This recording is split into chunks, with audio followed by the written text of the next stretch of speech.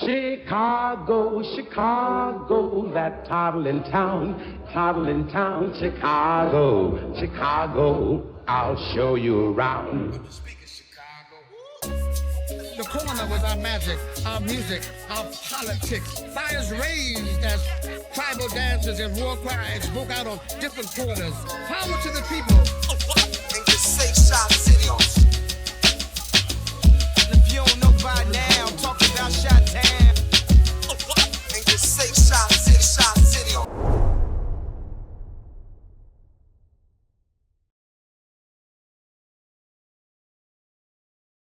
Let me first say welcome. Thank you. Thank you. Our pleasure. You remind me of me and my wife to be at an early age. We're serious. I always say we're serious as a first love. And our first love is black people. And so we're honored that you are with us today, along with your son, and that we hope that we can share something of value with you. My position has always been that I'm not going to ever tell a falsehood. I will never lie to you. And I never would tell you anything that's going to ingratiate myself. That what we are about, and I use we more than I, hopefully, but what we're about is trying to build what we call independent black institutions. And I did speak a little bit about this at the DuSable, which was a total surprise.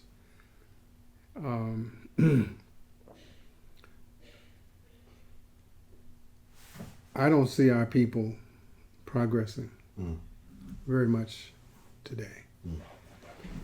Primarily because we're captured by an institution that is competing with itself for parishioners, monies,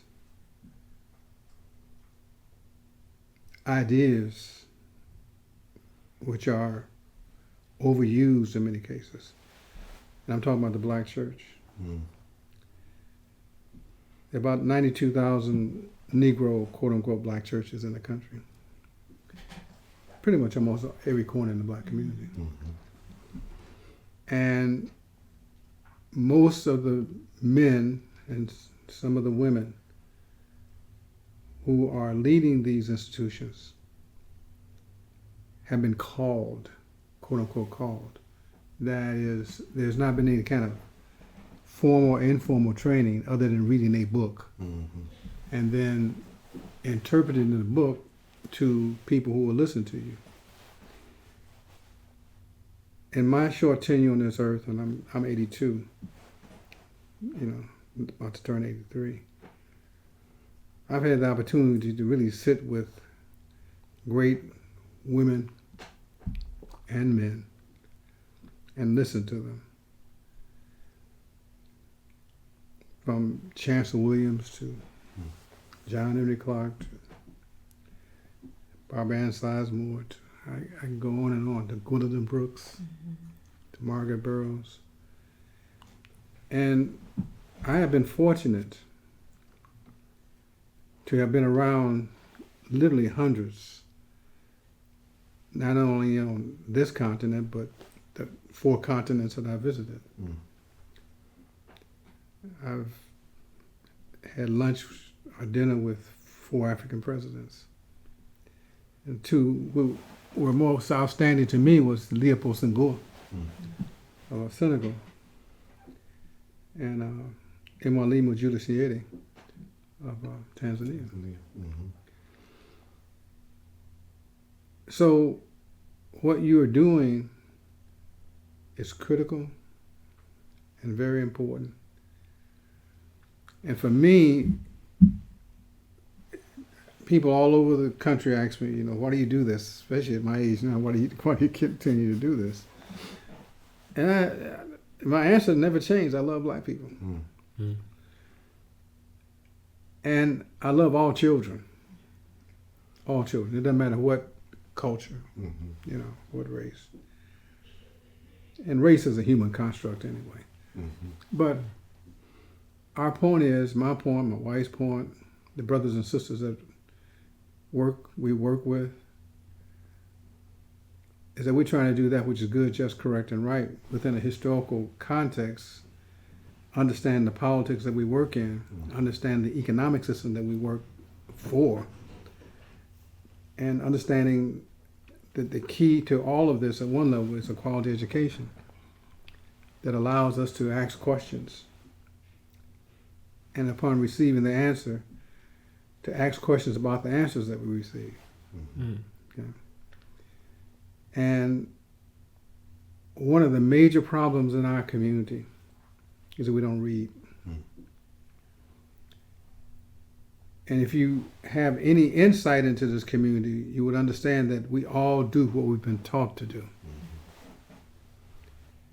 So we talk to receive our information from telephone or cell phone or from mass media, that's it. But there's a reason that this country has 20 of the most outstanding universities in the world. We may want to, talk about white supremacy and et cetera, which is true. But for their use, you can't beat Harvard. Mm-hmm. You can't beat Yale. You can't beat Princeton. It's very difficult to beat MIT. All right. Caltech. Mm-hmm. You can go talk across the country. My wife worked at Northwestern for 25 years. She was a top university professor at Northwestern School of Education. So we have the insight, and I've worked at research once from Cornell University to University of Iowa. And what I see at R1 universities, as serious urban universities, are very serious people who want to maintain their rule of the world.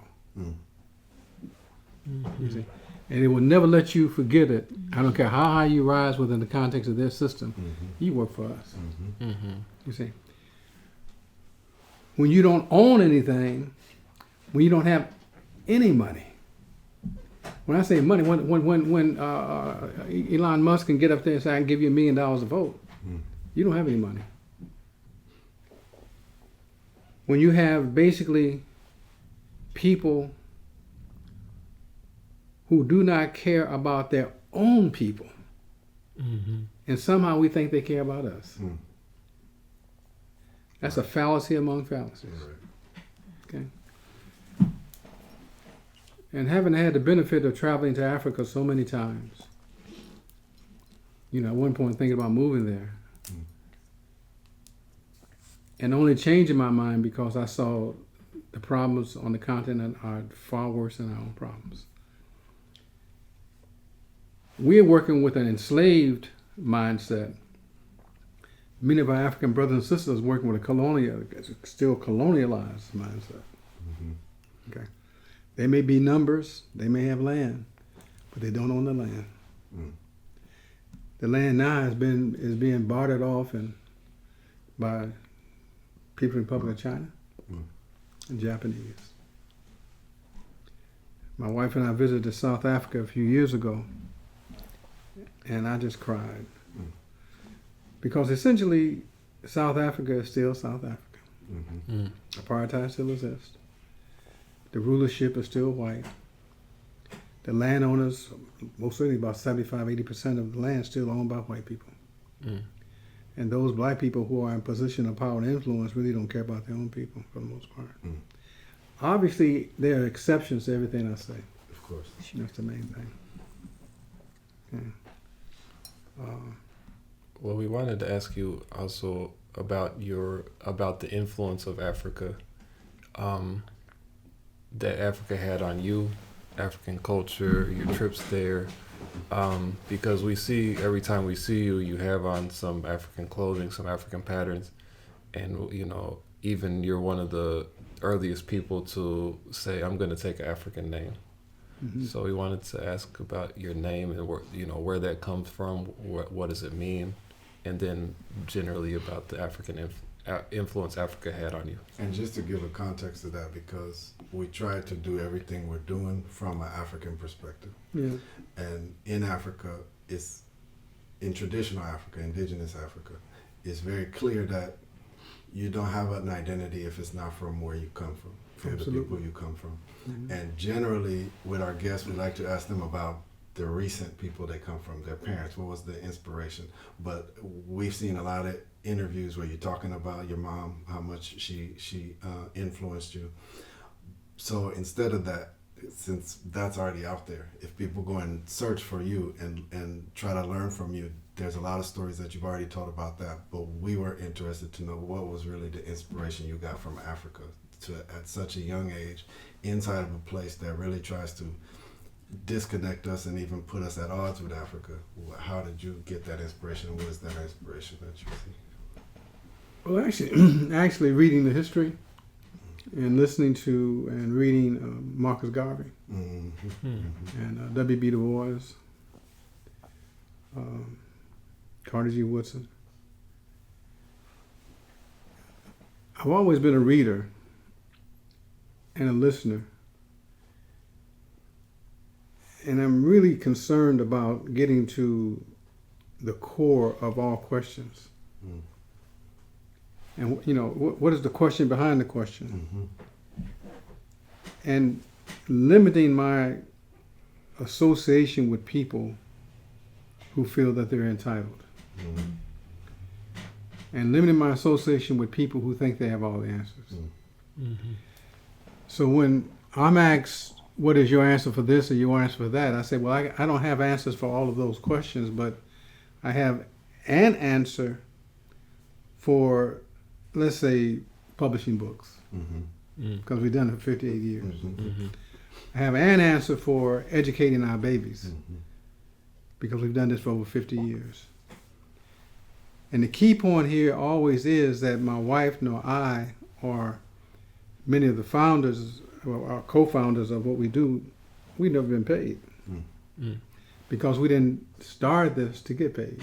But to get back to your central question, how I got to this point in terms of where Africa has been so important to me, there was always one central question to me, for me, was how do you become a people without land?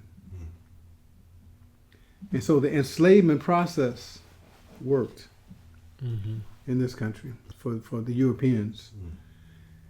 This is a settler colony. And when Europeans came here, they basically systematically went across the land, eliminating, murdering, killing men, women, children, without a second thought. And once you understand centrally the history of this country, at one point you can understand what's happening now in Palestine, Israel. Because our people never give any thought to the importance of land, not understand that land is the only thing that nobody knows is making any more of. And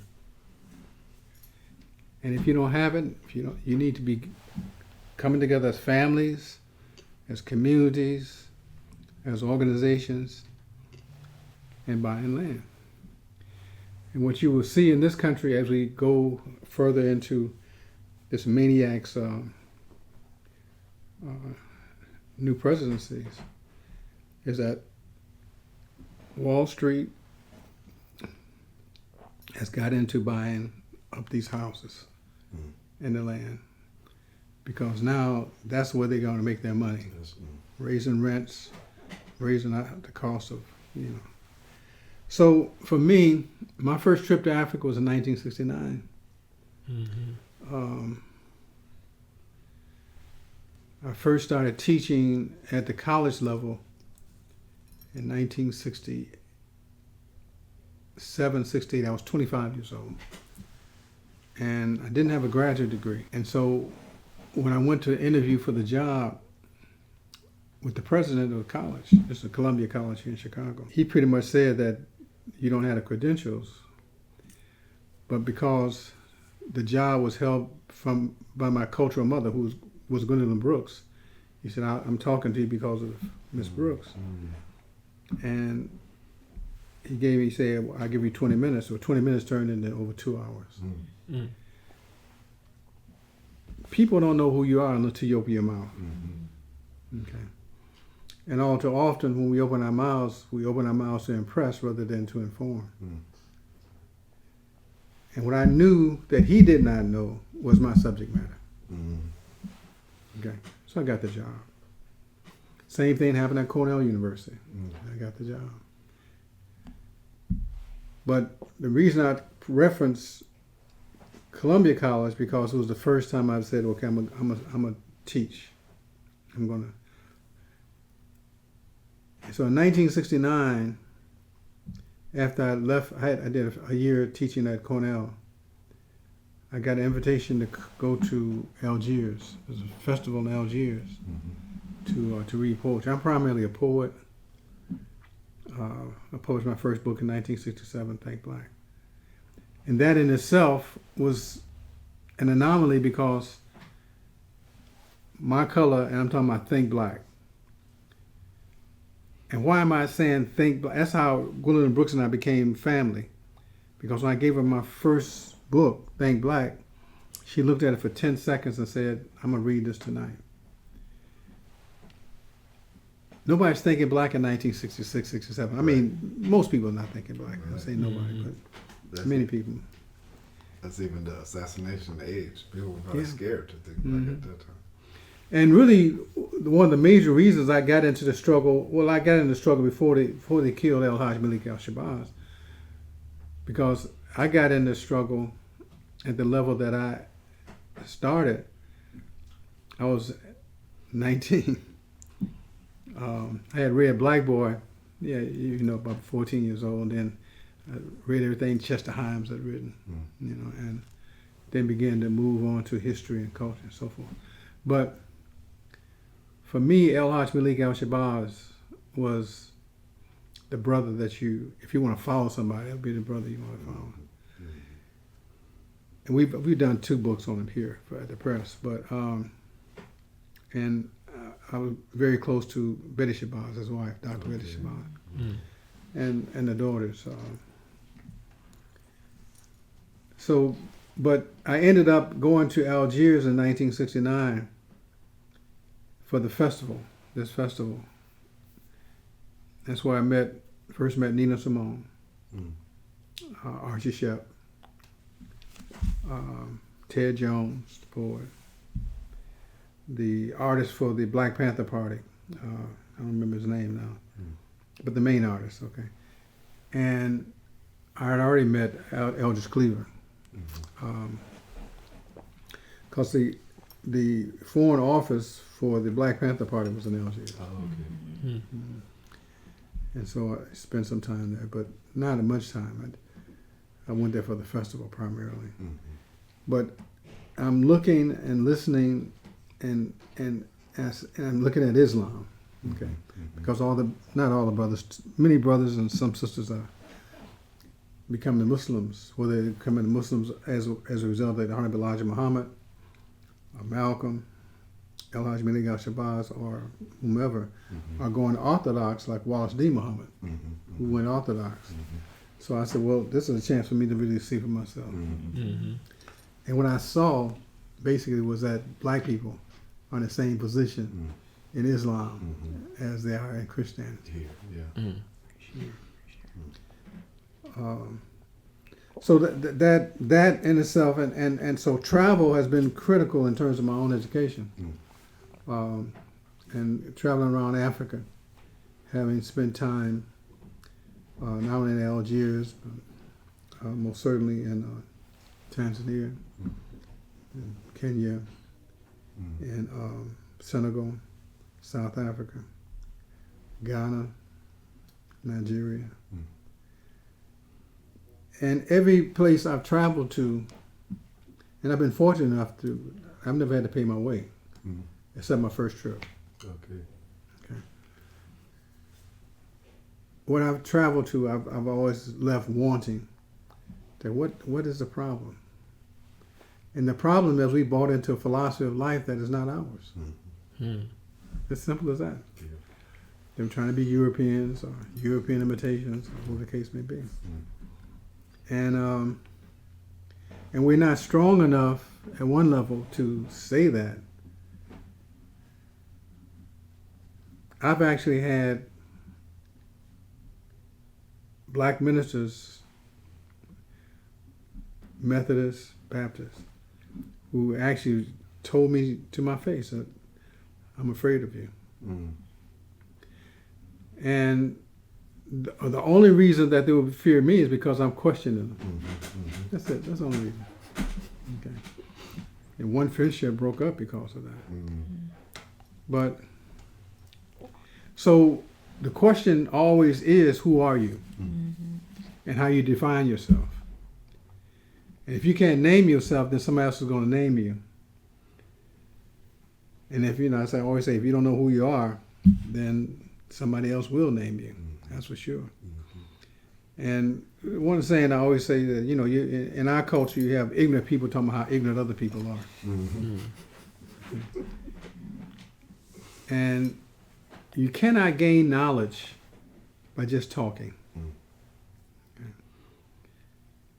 I used to teach at Howard University. I taught at Howard for 8 years. And Howard paid my way to commute between Chicago and D.C. every week for 8 years. I was probably the only professor, white or black, to be able to do that. And so at Howard, I was able to sit down and talk to Sterling Brown, one of the major poets, creators, scholars. He taught at Howard. I was able to sit down and talk to and listen to Chancellor Williams.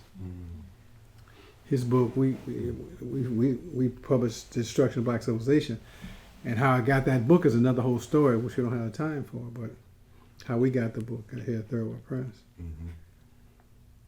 I was able to sit down and talk to men and women scholars and artists. Some of the major black visual artists who were at Howard at that time, musicians. I worked in the same university as Donald Byrd. Okay. And we were part of a African-centered movement here in the United States. And we were part of it, and in many cases we were leaders within that context of that movement. And we're part of an organization called the Congress of African People. And Meniooh Baraka, who used to be Leroy Jones, was the head at that time, but also one of the key major contributors was Maulana Karenga, Dr. Maulana Karenga. Most people do not know who he is. Essentially, they heard about him, they know about Kwanzaa, but they really don't know him. Okay, and he has some fault in that at one level. But Dr. Karenga has 2 earned degrees, PhDs. He has a major African Studies department out there in the West Coast, and his work is excellent. But the same as I could say with, say, Chancellor Williams.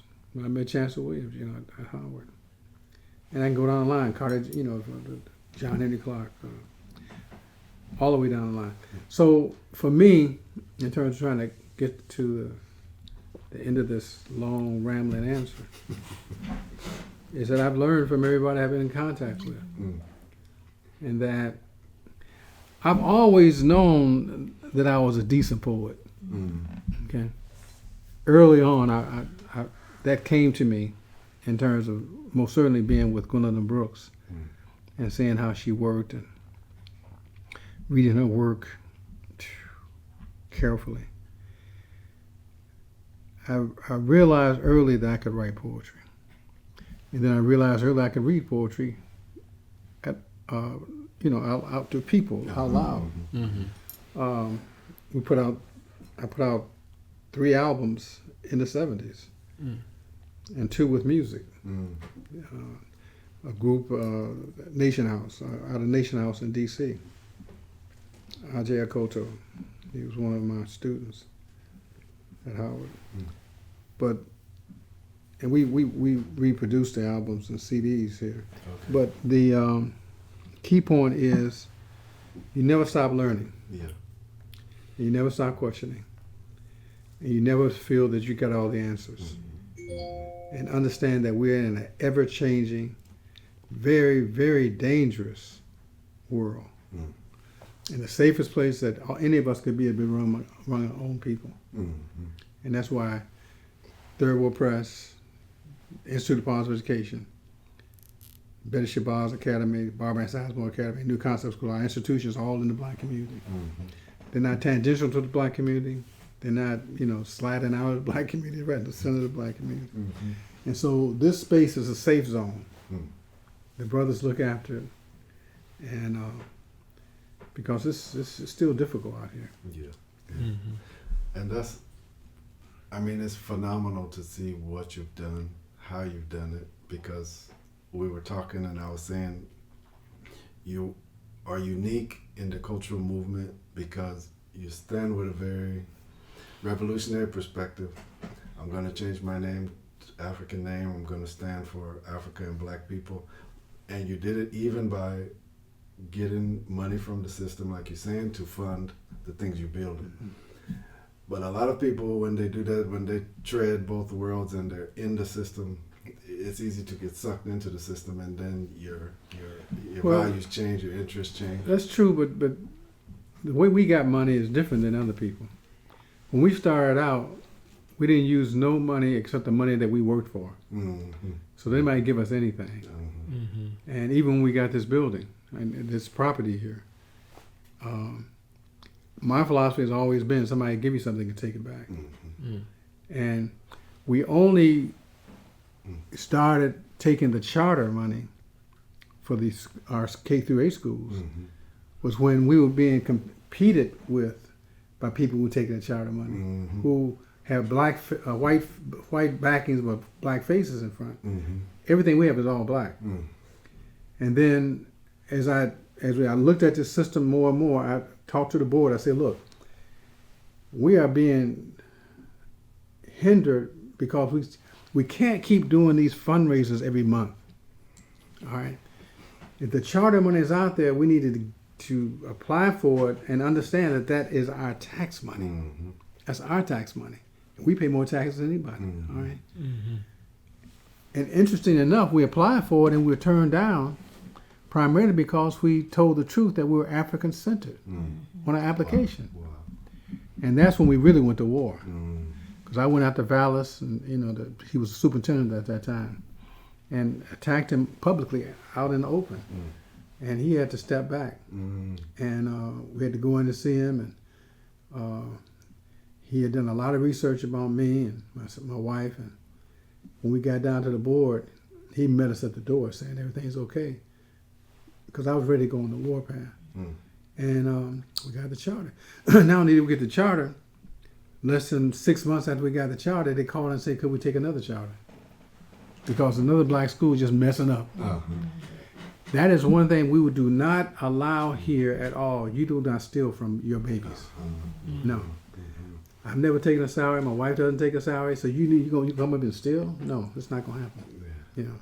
That's why Rose been with me over 29 years. Yeah. Antoine been with me, 16, 17 years. I can go on down the line, and I teach.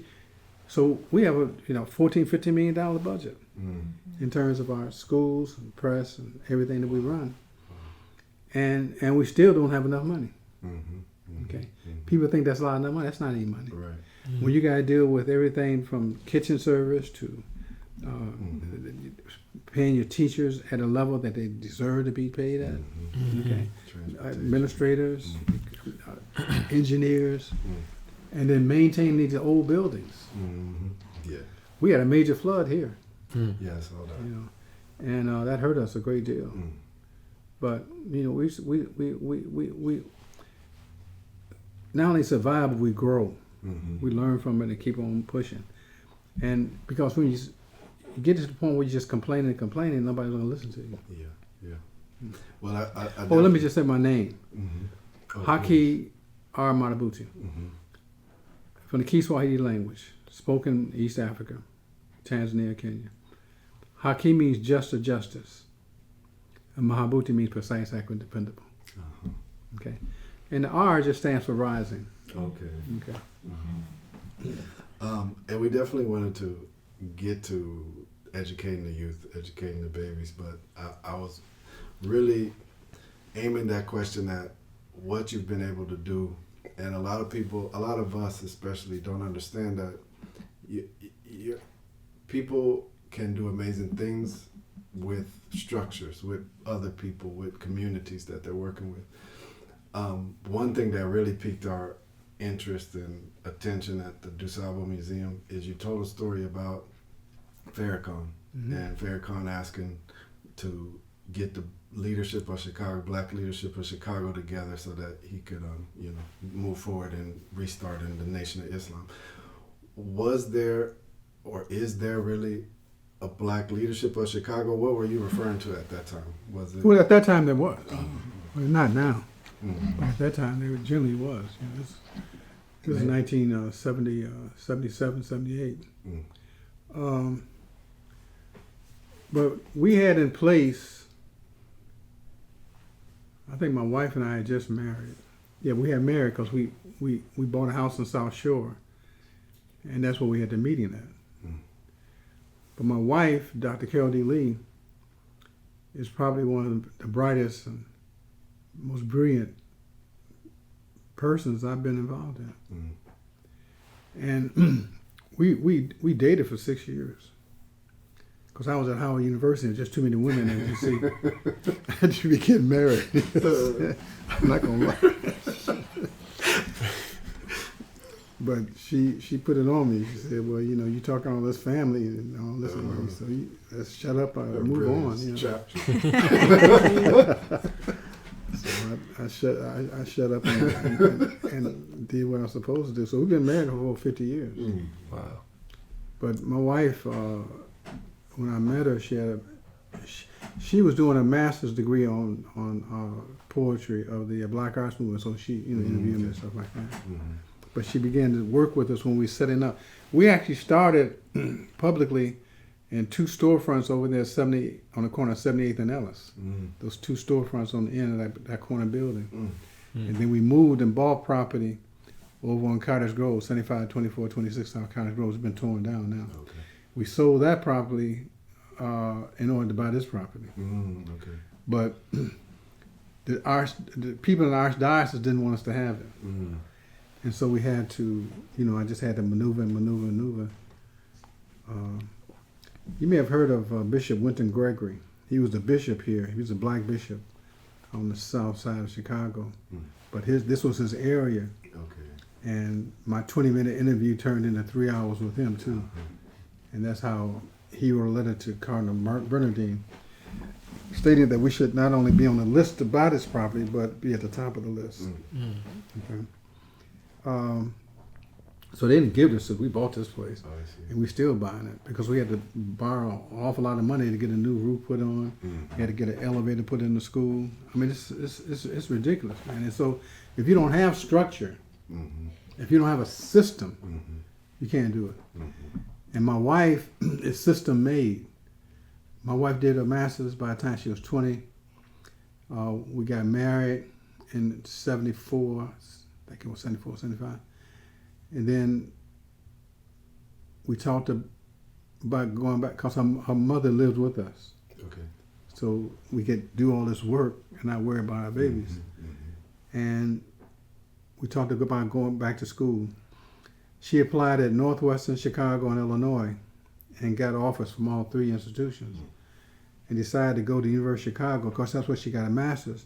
But also she decided to go to the University of Chicago because she knows one of the top 20 schools in the nation. Mm-hmm. And my wife finished her PhD in 3 years, dissertation in hand. Mm-hmm. I did similar stuff. I'm not going to talk about it. But the point is that we're serious about this. Yes, yes. We didn't, we're not going into to the enemy's territory to play. Right. It's not no game. Okay, I didn't come here to date your women. I didn't come here to to become the center of a conversation because you see I'm something different than no. I come here to get this piece of paper because in this system I need it. That's it.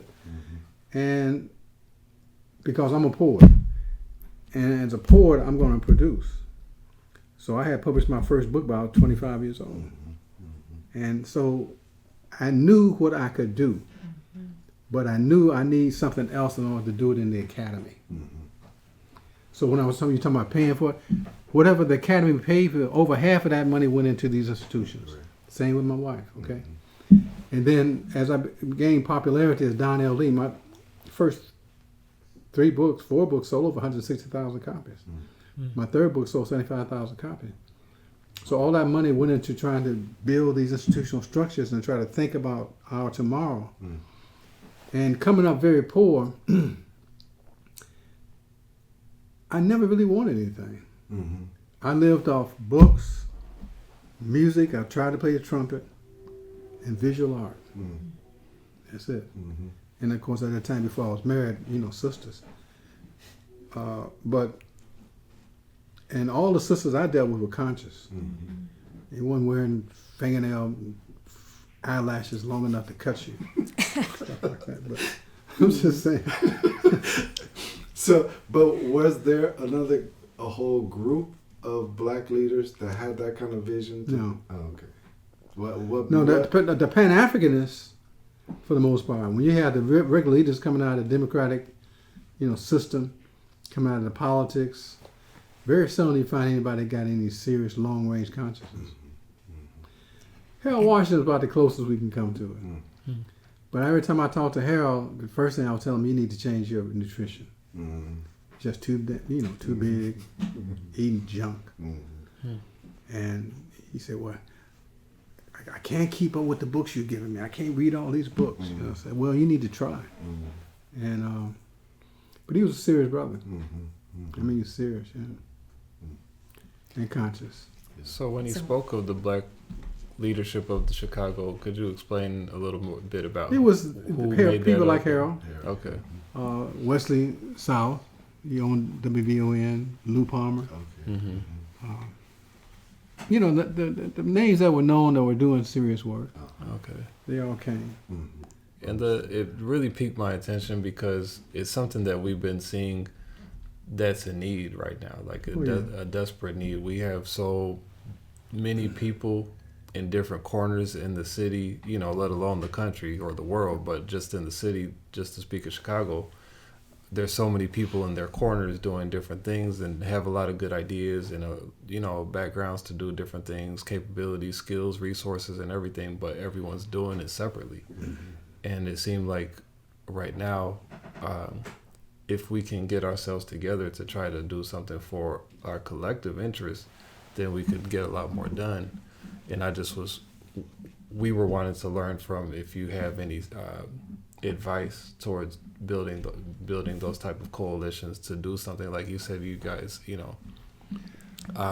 Farrakhan came to you and said, I want permission to reestablish the Nation of Islam here in Chicago. We didn't ask for permission. He asked for help. Support. Okay. And support. And I'll tell you how I met him, right? No. I met Farrakhan in Nigeria. Oh, wow. Oh. In 1977, in Lagos, 1977, I and Abner Joan Brown, who was one of the founders of ETA Theater, Okay. we were designated to be the Midwest co-leaders of the Midwest Zone of FESTAC. Okay. So our states, Illinois, Ohio, Wisconsin, Michigan, maybe Missouri. You said FESTAC? Yeah, that's the International Festival of Arts that took place in Lagos, Nigeria, in 1977. Okay, so there's different representatives around the world for Right. that festival. So there were zones. Okay. And the United States being so large, it was a North American zone. Mm-hmm. And Dr. Jeff Donaldson, who spent a great deal of time here in Chicago, and ended up also teaching at Howard University. He was the head of the zone, this zone, the North American zone.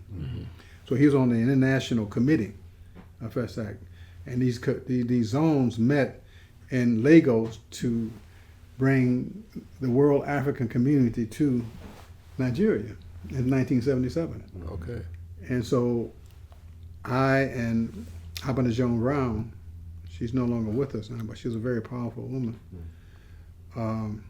organized over 300 visual artists, scholars, musicians, dancers, choreographers, dramatists, actors, and we took them to Lagos for the festival free of charge. So this is the first time this body of brothers and sisters ever been to Africa. And we were able to work it out, and we worked very hard to do this. We didn't have to pay any money. So when we got there, they chose me. I don't even know how it happened. Somehow I said, well, we want you to lead the compound. Okay. And to make sure everybody got rooms, because the Nigerian government had built this whole new compound over there. Because after we left, they would be given to the local brothers and sisters. So what happened? I'm organizing, putting people in certain places, and I get a call from Stevie Wonder, and so because Stevie Wonder's downtown in one of the major hotels. Okay. And Stevie, he didn't know me as Haki Madhubuti. He asked me, he said, Don, he said, Professor Lee, that's what he said, Professor Lee, can I come down and visit the compound? I said, well, I don't know what you're talking about. This is your compound. We are your people. You're always welcome here, brother. And so within the next 2 hours or so, he showed up, and in his entourage was Farrakhan. So that's when I met him, because during that period, the nation and others are fighting each other. They're literally shooting at each other here in Chicago and Atlanta and Philadelphia and New York. Who's going to take over? Wafdi Muhammad, the messenger's son, was designated to take over, but he's Orthodox. He don't want any part of this. So they're fighting for leadership. And so I met Farrakhan then. He had a bush jacket on, had natural hair, because he was a musician. He played violin and sang and tried to dance. But so he was going back to with Stevie to see what he can do, I guess. But what happened when we got back, about 2 weeks after we got back from Nigeria, I got a call from a man by the name of Ibrahim Muhammad, who worked with Minister Farrakhan. And he said, Brother Lee, the minister want to speak to you, want to meet with you. We were on the Cottage Grove at that time. And I said, for what? Why? And he said, you're thinking about bringing about the Nation of Islam. And I said, well, he doesn't want to meet with me per se, but he may want to meet with people I can introduce him to. And that I'm not, I'm to myself, I'm not going to take this on by myself. And that you can't meet here because y'all shooting at each other. So I asked my wife, Safisha, can we meet at our home in South Shore? And she said yes. And that was our first formal meeting. And of course, my question to him, my first question to Minister Farrakhan was, what was your involvement in the assassination of Shabazz? And he was ready for the question, because he basically said, I helped create the climate. To get a long story short, that's how we met and how we maintained a certain respect and interaction with each other. And we he was not protected at the time. We put up security around his house. Brothers here and other organizations. He was living out there in Beverly Hills or something, out in south side of Chicago, on a corner with a glass house almost, So we helped protect him. And which led all the way up to the Million Man March and so forth, because part of the Million Man March was planned right here in this room. These rooms open up, it's twice the size. And So, brothers and sister, I've been around the block. And part of my having been around the block is because I don't lie to people. I'm not the center of activity. I'm probably one of the few brothers that you meet. I've never drank. I never smoked. Never been high. Never gambled. Even though my father was a hustler. You know. And that only, but his involvement with me only lasted less than 4 or 5 months until he tried to put his hands on me. And then I'm plant-based. I'm vegan. 55 years. Okay. So it's not, and so you have that kind of discipline. You can do what you put your mind to. When you're not sucking on them bones, all right, and you know chasing skirt all over the place. And to my brothers now, you can get work done. All right. And then I married a woman who's smarter than I am. And I don't say that in any other way as other than a factual piece of information. My wife is brilliant. And you can just look up and you'll see yourself, Dr. Carol D. Lee. But I'm not a shortstop. And so she knew that. That's why she waited 6 years. But the point is that we built this. Didn't nobody give it to us. No magic white boy walk in here and say, okay, here's, $150 million so you can, no. Nobody give us anything. Okay. But it took working 15, 16 hours a day. All right, I'm working, work. Once I got back to Chicago, because I went to University of Iowa to teach, but also to earn a graduate degree. And once I finished that, they called me from Chicago State because 2 of my students were on the faculty in an all-white English department, no men, and they literally begged me to come and apply for the position at Chicago State. And the 2 people who called me, one was Donda West, Kanye West's mother, okay, and the other was a former student of mine. I don't remember the name now. But the point is that I went in and applied for the position and only got the position by 1 vote because the all-white faculty had read one of my books, which was published in '78 called, the title Enemies, The Clash of Races. I just beat white people up, mercy, and which was all the truth. I wasn't lying, but they didn't like it, of course. So most of them voted no, and then the vote was down to 1 vote, and that was the chair of the department. There's a man by the name of Dr. Jesse Green, and he voted yes. And it's interesting, he was Jewish, and he voted yes. And the reason he had voted yes, see, I did my first college work at a community college here in Chicago. It was Wilson Junior College. It's King to King now. Okay. And right down the street from Wilson was Chicago's Teachers College, which is now Chicago State University. Well, he was a junior professor there. They had invited me to read some poetry in Black History Month. And somehow they had invited an imitation Nazi there to read.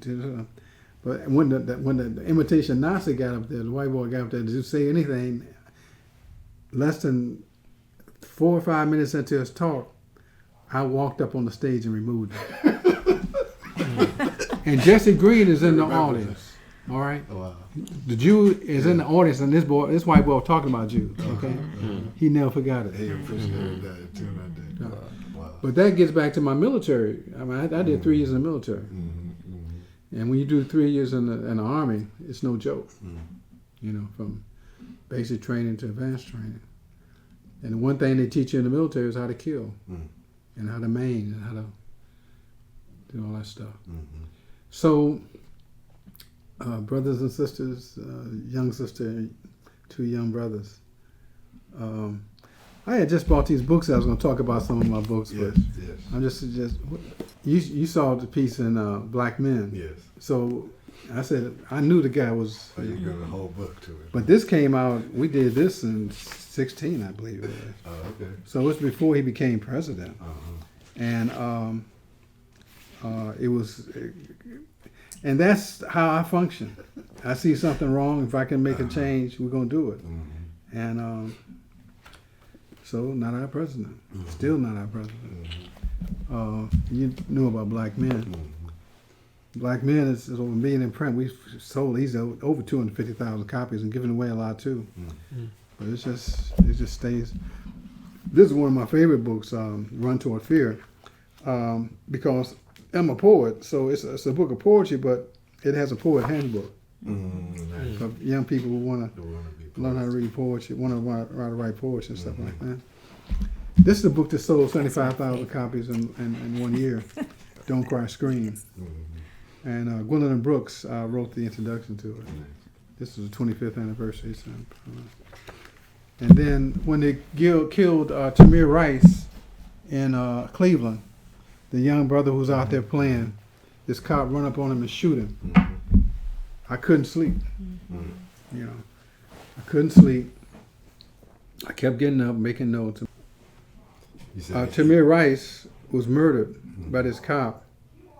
And so I said, I need to deal with that, but I need to deal with this whole culture of white nationalism, white supremacy, and plutocracy and oligarchy, and bring it up to date. I mean, to a degree, I was dealing with it in Black Men and even in Enemies, but now I got to bring it to date. And then, of course, the perfect title was Taking Bullets. That's what we do. We're not giving bullets, we're taking bullets. And the only time we give bullets is when we give them to our own young brothers out here who, you know. So what happened, and then, of course, my last single author book was Talk About Women. And the reason I put Talk About Women out, because my life has been impacted by powerful women. And this is my thank you to them. And I list, you know, the names, and names all over there, and names on the inside and front covers. And you can't go wrong when you are dealing with serious women. They do the work, and the brothers want to take the credit. You know? So I just kind of turn that around, which does not mean I'm not going to take credit, but I just don't need it, you know, at one point. And so that's about it. I'm probably one of the few Black men. I read the New York Times every day, the paper edition. Not because it's necessarily factual, but it does cover the world. It's the only newspaper that has bureaus really all over the world. And even in Africa, South Africa primarily, and maybe Nigeria. I don't know, they used to have one in Nigeria, I'm not sure. But so I can read something from the Times, then I say, okay, I need to do some more research and find out if this is true or not true, or what's going on actually. You know. But, and I guess I read, I don't even know if I got them with me or not. The magazines I read, Black Child Journal, which comes out quarterly, but The Nation, In These Times, The Progressive, are all very important magazines. And even the New Yorker. Okay. The New Yorker has good articles by serious writers. It's a quality magazine. It's just good writing. Okay. And then, of course, The Nation. These are just, I just got these. That's why I got them with me now. It just came in. And Progressive comes out of Wisconsin, Madison, Wisconsin. In These Times is a local magazine. That's here in Chicago. Oh, really? In These Times. And anyway. We've been also talking about as far as like Black leadership is concerned, because we recognize like the necessity that perhaps was birthed out of the Black Power movement, where people really didn't have a choice but to work together because there weren't other institutions that we could even be a part of. If we weren't making them ourselves, we were excluded from the white institutions. But nowadays, we have so much ability to be diversified. People get comfortable to the point that they aren't necessarily fighting for themselves anymore because they've incorporated themselves within the dominant communities. Well, they call it coalition building. Mm-hmm.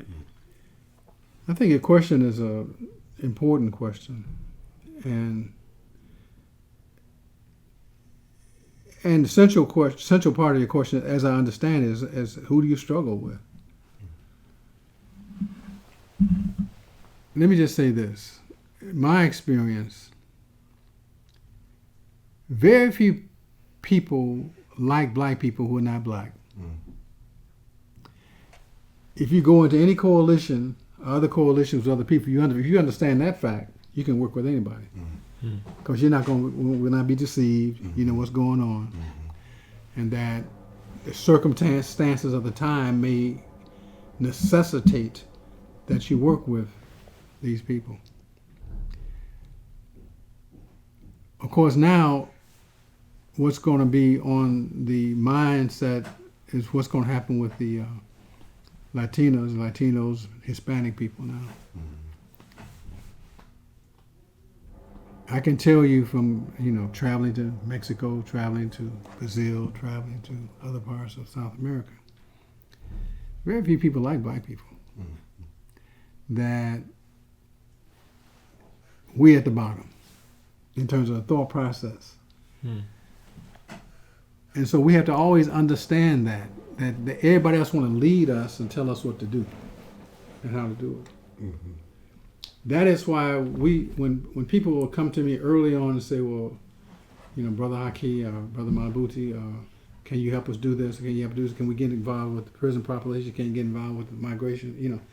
I said, we can only do what we can do. And that if I took what little time I have and trying to do this with you, we're not going to get this done. And this is what's going to live for us in this community. All right? And people who think like me on your side are doing the same thing. They're not coming over to ask me for anything. So the problem, I would suggest, is really now trying to find young people. When you get past a certain age in this struggle, in this world, in this city, in this state, in this country, if you have not made a move toward working for and with your people, you're not going to do it. And generally, when you find those persons, they're in the church, in the ministry at some point. So I think that in terms, as we move forward, we need to look for young people.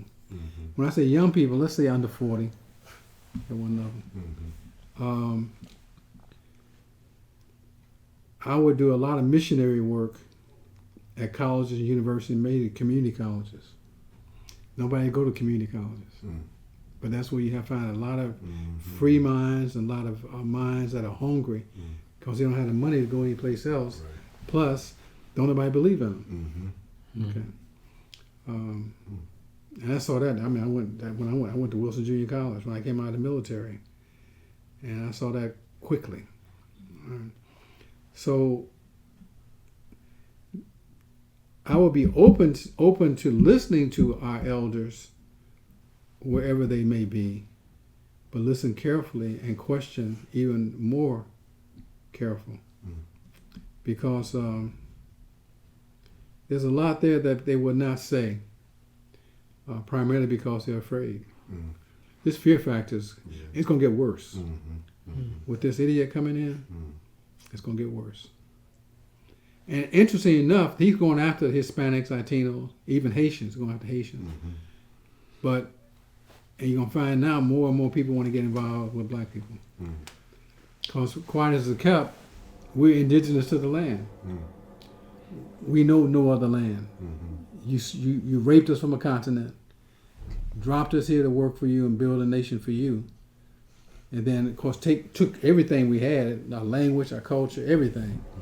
So my generation and generation before mine, and we're about recapturing that history, that culture.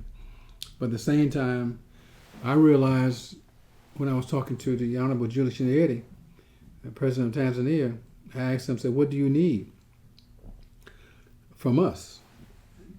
And he said, we don't need no chicken factories. Mm-hmm. That road you came in there on, the Chinese built it. That hospital over there came out of the Netherlands. If you can bring an industry, we welcome you. Mm-hmm. But we don't have a job for you. Mm-hmm. That said it all to me. Mm-hmm. So we came back here and just got to working trying to build an industry at one point. Mm-hmm. Not necessarily to take it any place, but to make sure it works here. Mm-hmm. And then to build the main industry is the education industry, because what is happening in this country, public schools are going out of business. When Reagan told Bennett, his Secretary of Education, to wipe out civics and history, that was it. So you go to Florida now, you can't even get the truth. And that's what we are.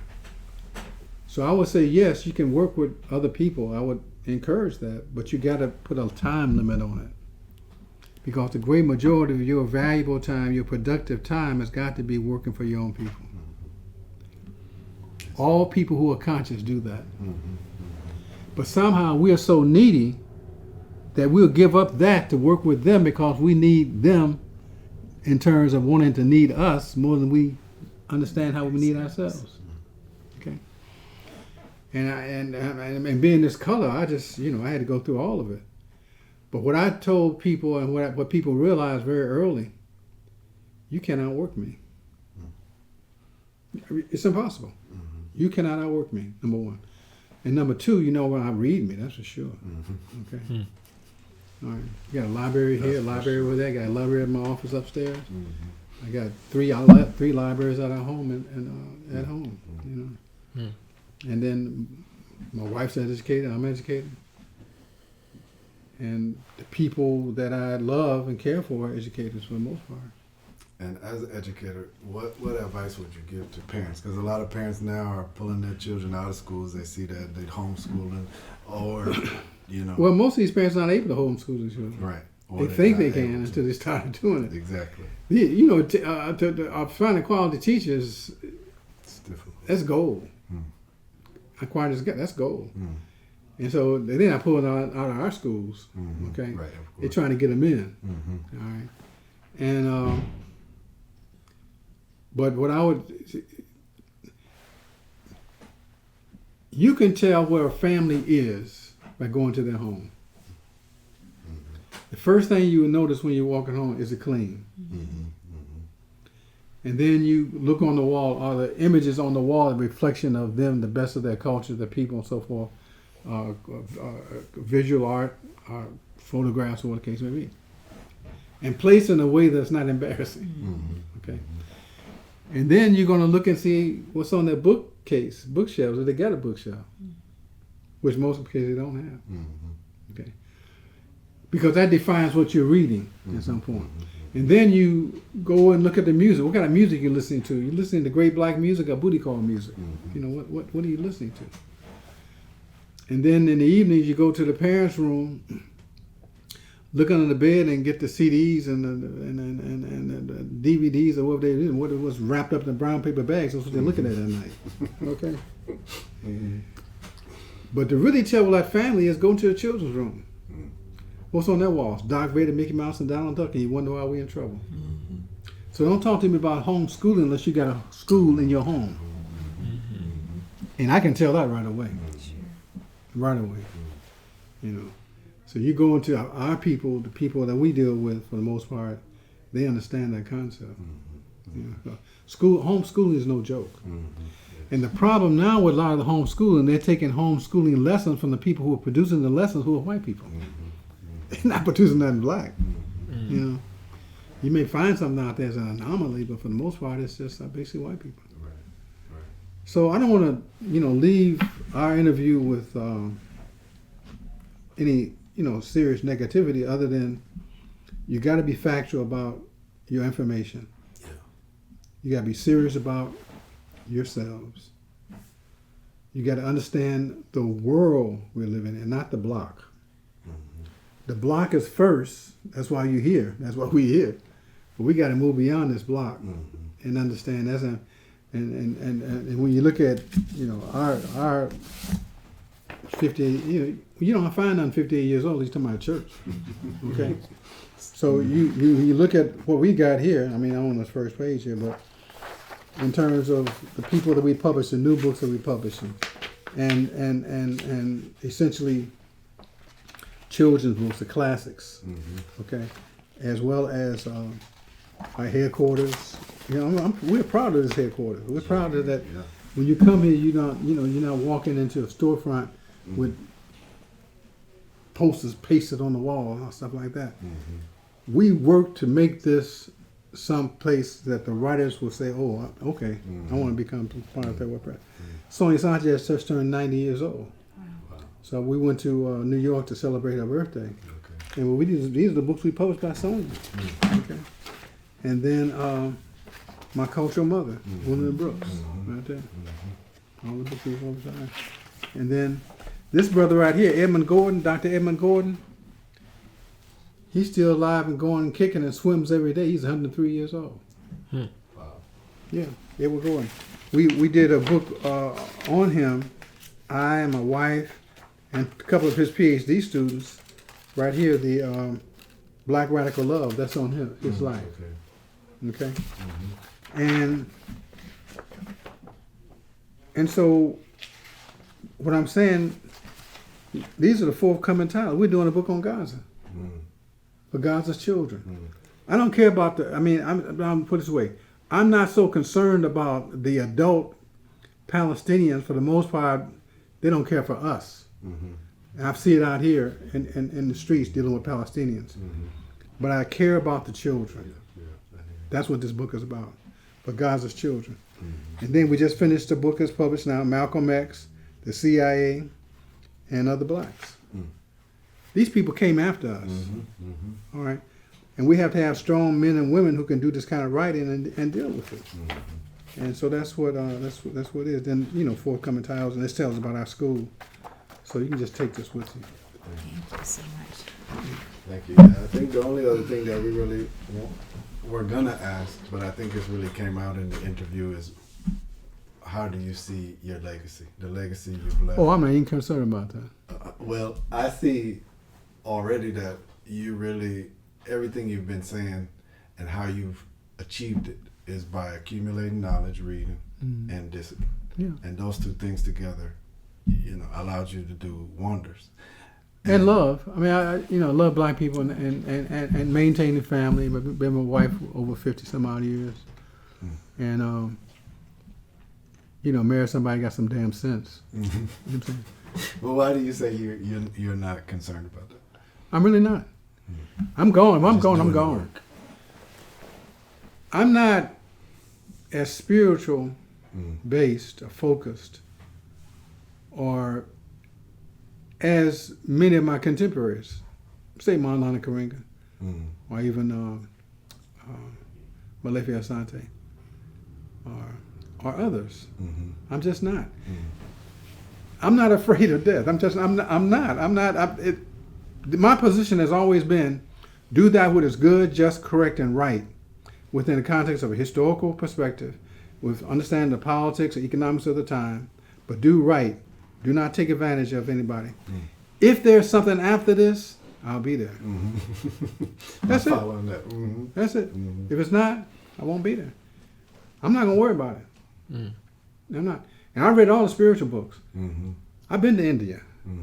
I've sat with, spiritual leaders. I've been to, Asia. I've been to Africa. I've been to Japan. I'm outside. Oh man, I've done all this. You know what I'm saying? Then everything comes back to one thing: nobody knows what happens when you leave. They think they know. They can make pronouncements about what is going to happen. They really don't know. That's why the key is to do good. Stay well. Don't take advantage of anybody. If by in fact you do hurt somebody, apologize quickly. How can I amend? And keep on going.